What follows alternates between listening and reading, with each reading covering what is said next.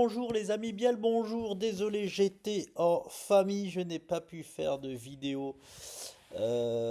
Vie familiale oblige, nous sommes en période de fête et voilà, donc j'en fais un petit peu moins. Alors, un petit retour sur le BTC. Qu'est-ce que nous a proposé le BTC?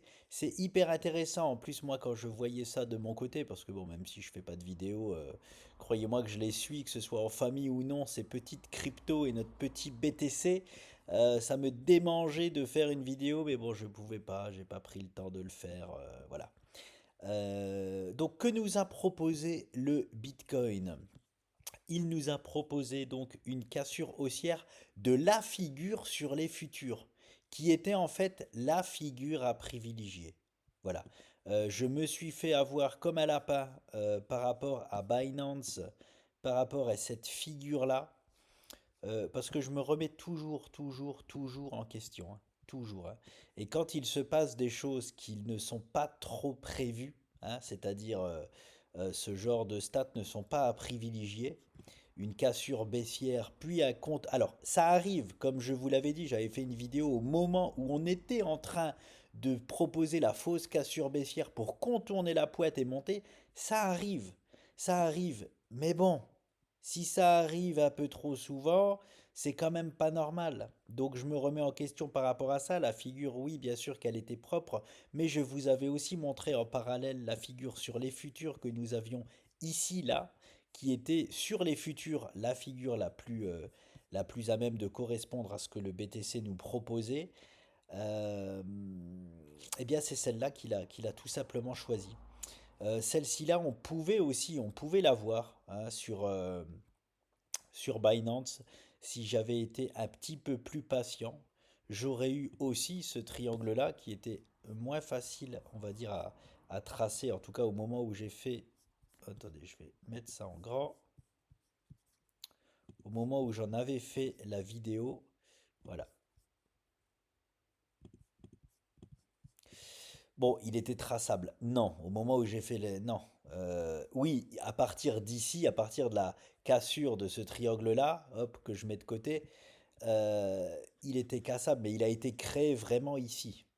Donc voilà, donc il aurait fallu, c'est pour ça des fois je vous dis, j'ai besoin que le BTC me parle, j'ai besoin que les cours me parlent, c'est de ça que je parle, c'est-à-dire que il faut que je laisse dessiner les choses pour voir vraiment ce qu'ils dessinent. Et si on se précipite, eh bien on peut tomber dans une figure et se faire avoir. Voilà, dans une figure qui n'est pas en fait la vraie figure.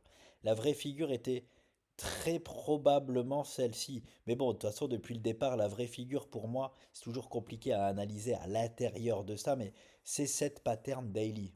Je vous en parle depuis un moment, que je vous dis, à mon avis, on est en train de... C'est que des cycles hebdo-daily que le Bitcoin nous fait. Mensuel hebdo-daily, aller en dessous de ces time frames-là est hyper compliqué.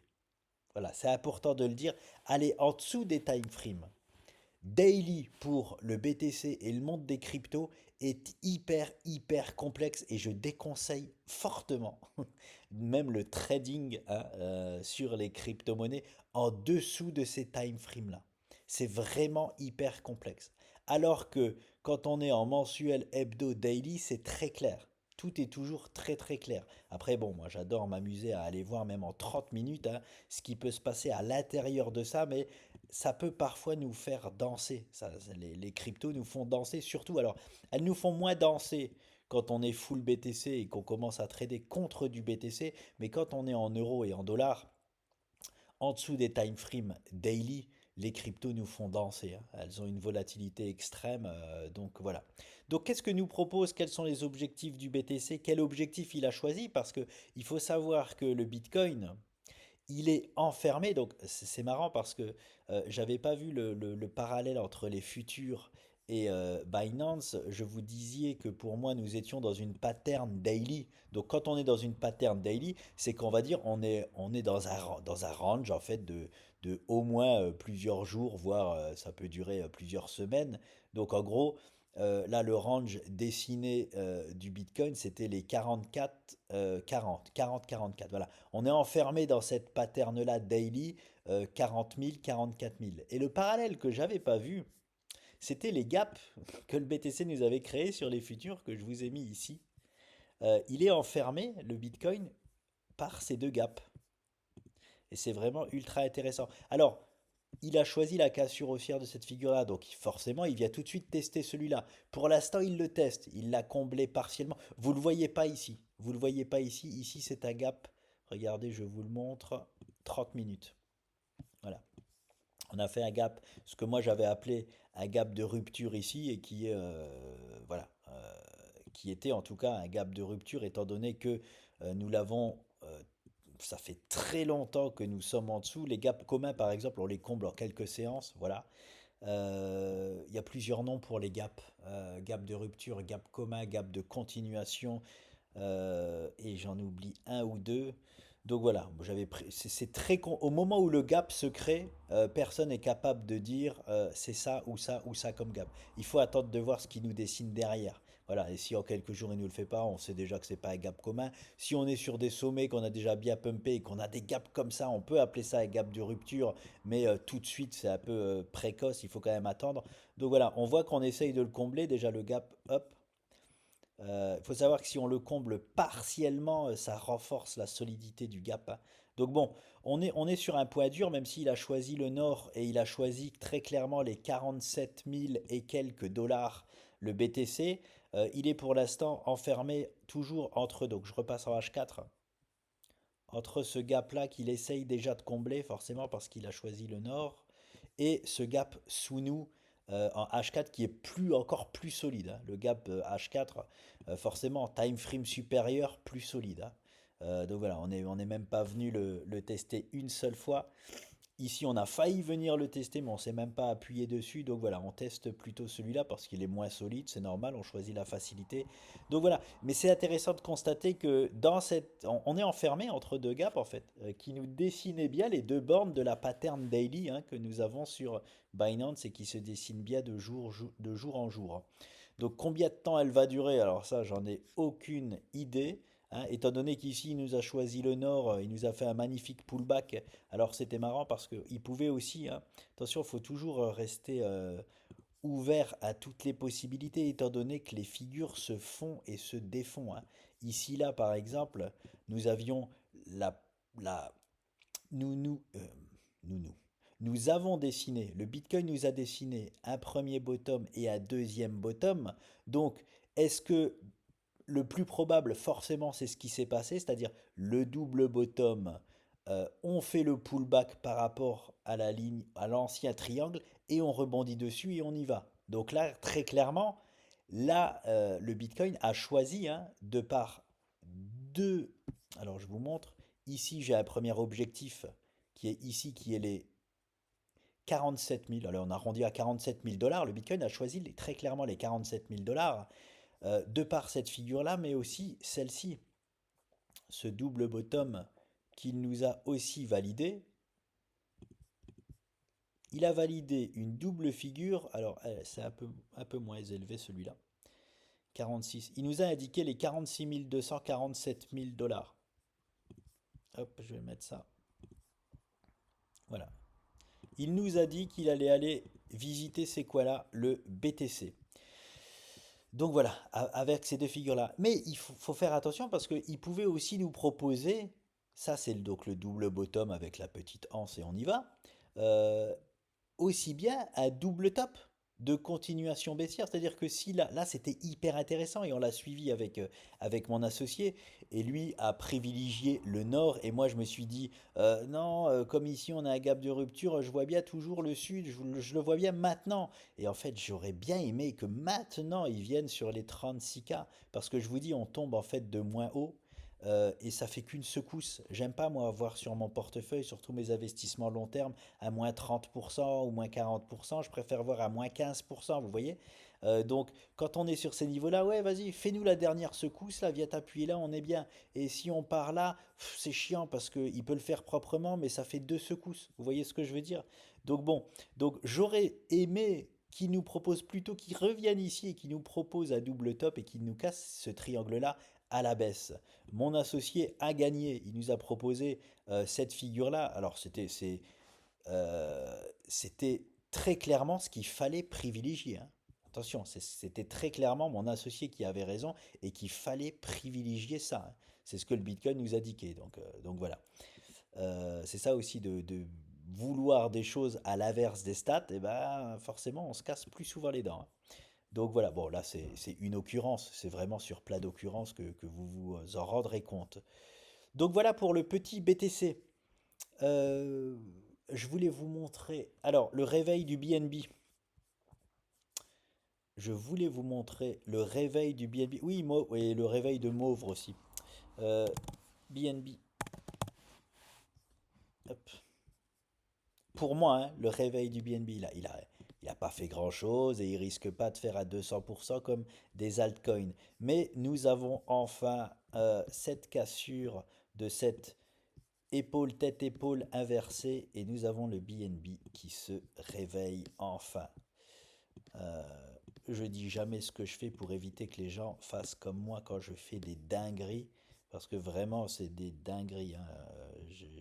Je vous dis même pas ce que j'ai fait, mais j'ai fait une dinguerie avant que le BNB décolle, parce que quand on a des figures comme ça, je rappelle les statistiques, hein, on est à 94% de chance quand même de casser la ligne de coup. Donc moi forcément, si je fais des dingueries, c'est ce genre de choses que je privilégie, forcément. Donc, est-ce qu'il nous fait un petit retour là, un peu? Est-ce qu'il est en train de nous faire en direct? Bon, c'est du 4 heures, il va pas nous le faire d'ici le direct, mais un petit pullback là avant d'aller chercher ses objectifs qui sont à présent les 312. Et je vois pas ce qui l'empêcherait d'aller rejoindre les 340. Voilà. C'était un petit, une petite pause sur le BNB qui se réveille enfin et qui fait très plaisir et d'ailleurs qui va probablement surperformer le BTC pendant que le BTC se repose. C'est ça que je voulais vous montrer. C'est ça, mais avec l'Ethereum. Moi qui vous dis qu'à un moment donné, je passerai full Ethereum. Il nous a proposé quelque chose de sympathique, l'Ethereum. Je vais aller en mensuel. Je vous en avais parlé déjà dans une vidéo. Voilà la zone clé d'Ethereum. C'est celle-ci que j'ai posée ici depuis un bon moment. Nous en prenons bien la direction là. Ça y est, nous en prenons bien la direction. Attention, ces niveaux peuvent tenir. Regardez ça. On est parfaitement sur le bas du nuage Ishimoku mensuel, très costaud, très costaud. Ces niveaux, on est déjà sur des niveaux intéressants là. Ces niveaux peuvent très bien tenir. Ces niveaux peuvent très bien tenir. Mais ce que je veux dire, c'est que moi qui, à un moment donné, veux passer full Ethereum parce que je vois ça là, le rouge là que vous voyez, euh, déjà j'ai vécu ça dans le dernier bull run, c'était déjà impressionnant. Mais là, ce qu'il nous propose ici là, en fin de figure, ce sera bien plus impressionnant que ça, ce sera ça. Et ça, je vous avoue que je ne l'ai pas vécu ça. Ça, c'était le bull run de 2016. Et cette énorme surperformance de l'Ether face au Bitcoin, je ne l'ai pas vécu et je compte le vivre en 2024, sachez-le. Donc, j'observe très attentivement l'Ethereum parce que c'est très clair ce qu'il nous propose comme niveau d'achat sur l'Ethereum. Parce que, par exemple, moi qui veux tout transformer à un moment donné en Bitcoin et en Ethereum, si on vient dans cette zone-là, le choix sera très vite fait, ce sera Ether. Et dès que je verrai la cassure de cette figure-là à la hausse, ce sera clairement l'Ether pour moi.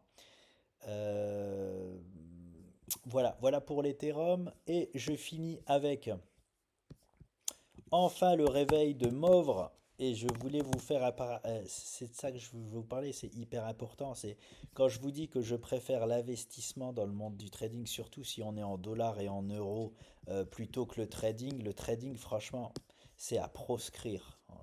Tant qu'on n'est pas vraiment en bull run, parce que bon, j'ai expérimenté le trading en mode vraiment bull run, il n'est pas forcément à proscrire, hein, surtout quand on trade contre du BTC, bah, tout part, enfin, mon associé pourra corroborer ce que je vous dis là, on se régale fortement, mais contre du BTC, autant je proscris franchement le trading contre, avec des euros ou des dollars, surtout sur les petites time frames, parce que ça vous fera trop danser.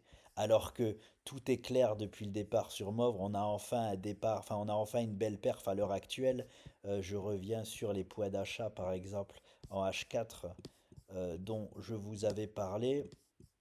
Hop, Voilà. Si on n'avait pas acheté tout en bas, là, dans la figure, dans le triangle, quand il s'est vraiment réveillé. Alors, il y avait plusieurs façons hein, d'acheter du MOF, c'est toujours pareil. Et je vais faire un parallèle avec Lux. C'est hyper important que vous compreniez que Lux, celui qui va en acheter lorsque ça se réveille, c'est comme acheter du MOVRE ici. Alors oui, on souffre derrière. Ah ouais, ouais, ça met 15 ans. C'est pour ça qu'il faut se positionner et laisser dormir. Parce que oui, ça met 15 ans. Mais bon, quand ça met 15 ans et qu'après ça nous fait du x2, x3, hein, qu'est-ce qu'on en a à cirer, quoi.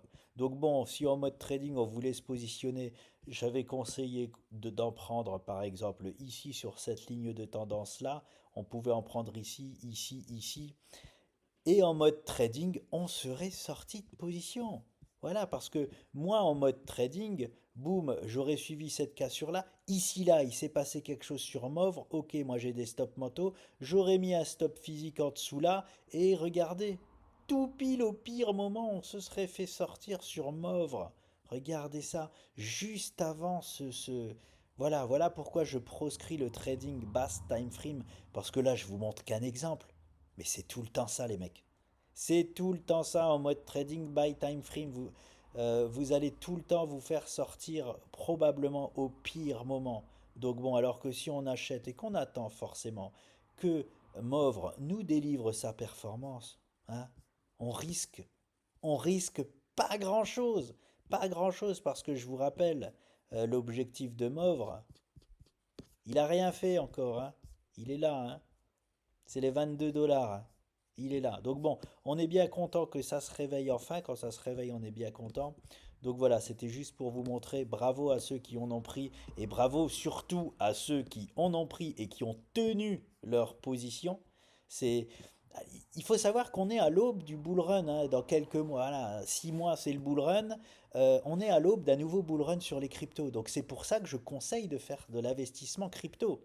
Parce qu'on est à l'aube et que même les merdes, ils vont partir à la hausse. Je ne sais pas pourquoi, me demandez pas pourquoi, c'est comme ça. C'est comme ça.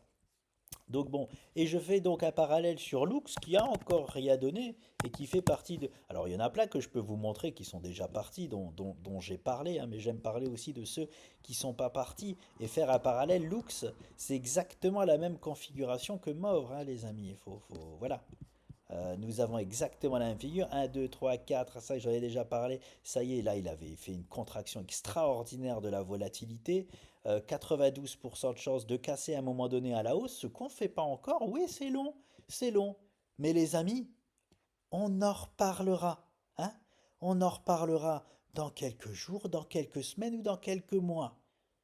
Je mets ma main à couper que personne ne sera déçu. Et là, on est d'accord, hein, je vous dis les choses bien avant l'heure, hein, bien avant l'heure. On n'a rien fait encore, on est encore dans la figure, blablabla. Ceux qui ont pris leur position et qui les tiennent, vous verrez si vous allez être déçus. On verra si vous allez être déçus. Donc bon voilà, on est toujours en train de travailler cette zone. Là, il faut savoir qu'on essaye vraiment de péter pour la toute première fois cette grosse résistance. Là-bas, on est arrivé beaucoup, on est arrivé épuisé dessus. C'est normal hein, qu'on la casse pas. Hein. Quand on part de tout en bas pour arriver épuisé dessus, c'est normal. Là-bas, c'est pareil. Bon, là-bas, la figure n'était pas encore créée. C'était le départ de la création de la figure. Mais là, ce qu'on fait là, ça n'a rien à voir avec ici. Hein. Alors oui, on peut se faire renvoyer dans les cordes. Oui, oui, c'est pas à privilégier. C'est tout. Et même si on se fait renvoyer dans les cordes, ça ne change absolument rien aux deux stats que je vous ai posés, 92 et 88% de chance. Ça ne change rien. Et à l'aube d'un bull run, j'aime passer ces stats à 99% de chance. Mais ça n'engage que moi. Donc voilà, Lux, le réveil BNB, Mauvre, ETH, et c'est déjà pas mal les amis. Je pourrais passer des heures à vous faire des vidéos sur les cryptos, il y en a trop pour vous montrer. Ah oui, regardez, ouais, ça a pumpé, voilà, comme prévu, blablabla. C'est pas le sujet, je vous montre juste des choses bien précises pour que vous teniez par exemple vos positions. Hein. C'est pour ça aussi. Un de mes anciens profs, il disait toujours, et il avait raison, il disait toujours, posez sur les cryptos ce que vous êtes prêt à perdre. Pourquoi en fait il conseillait ça? Parce qu'il n'y a pas de trading, il n'y a pas de quoi que ce soit. Parce que déjà, très souvent, les stops euh, sur les altcoins, ils seront à 50% en dessous. Donc, sortir de position alors que vous avez déjà perdu 50% de votre portefeuille, je trouve hein, que ça n'a aucun intérêt. Donc autant poser ce que vous pouvez perdre, comme ça là vous ne tergiversez pas, c'est posé, je ferme les yeux, je fais le bilan dans quelques semaines. Bon par contre suivez parce que quand ça atteint les objectifs, c'est bien aussi d'encaisser, hein. Alors oui et non j'ai envie de vous dire, c'est que même sur des choses comme ça, si vous loupez, imaginons Lux fait ce que je dis. 0,1, il monte à 0,5, il fait un x5. Il fait un x5 et vous vous dites ah purée merde, j'ai pas vendu. Bah ouais, mais sachez que le x5, c'est juste le réveil de Lux. Hein? C'est juste, et je le répète, c'est juste le réveil de Lux en objectif minimum. Voilà ce qui peut vous arriver sur le monde des cryptos. J'aime remontrer ça, hein. Vous croyez qu'il n'y a que INJ qui va faire ça? Non, croyez-moi, il n'y a pas que INJ qui va faire ça, hein. Et vous le verrez dans les mois à venir, hein. Il n'y a pas que INJ qui va faire ça. C'est-à-dire que vendre du Lux, par exemple, à x5, c'était exactement comme vendre du INJ quand il était à 4 dollars. Voilà. Et aujourd'hui, il est à 40. C'est important de montrer ça en parallèle, hein. C'est vraiment important. Bon, à un moment donné, il faut bien encaisser faut bien encaisser, hein. Donc, celui qui vend à x5, hein, bravo à lui, hein, à x5, c'est extraordinaire dans le monde de l'investissement, hein. Les cryptos banalisent ce genre d'investissement parce que tous les 4 ans, ils font des x10, x20, x30. Mais bravo à celui qui fait un x5, hein. Mais, et je vais vous dire un truc que j'ai dit à un ami, celui qui investit là dans le monde de la crypto-monnaie et qui ne sort pas en 2025 avec un portefeuille qui a fait x5, c'est qu'il s'est trompé. Voilà, moi-même, hein, et ce que je vous dis là, je le dis à moi-même, hein. Si jamais mon portefeuille ne fait pas minimum x5, c'est que j'aurais été nul. C'est que j'ai fait un mauvais bull run. Je vous le dis très honnêtement. Je sais ce que c'est un bull run crypto. Je vois le potentiel, bah, grâce au trading en plus, je peux voir le potentiel des cryptos. Et quand on voit des x10, x20, x50, celui qui ne fait pas un x5, dans le prochain bull run, il est nul. Je vous le dis. Et moi, ça peut m'arriver aussi, hein. Et je me dirai à moi-même que j'ai été nul. Si je fais un x3, je me dirai j'ai été pourri. Voilà, pourri, pourri comme pas possible. Et il y a des choses pourrites que je fais, donc j'ai aucun mal à le dire, hein. Donc voilà les amis, je vous dis à très vite.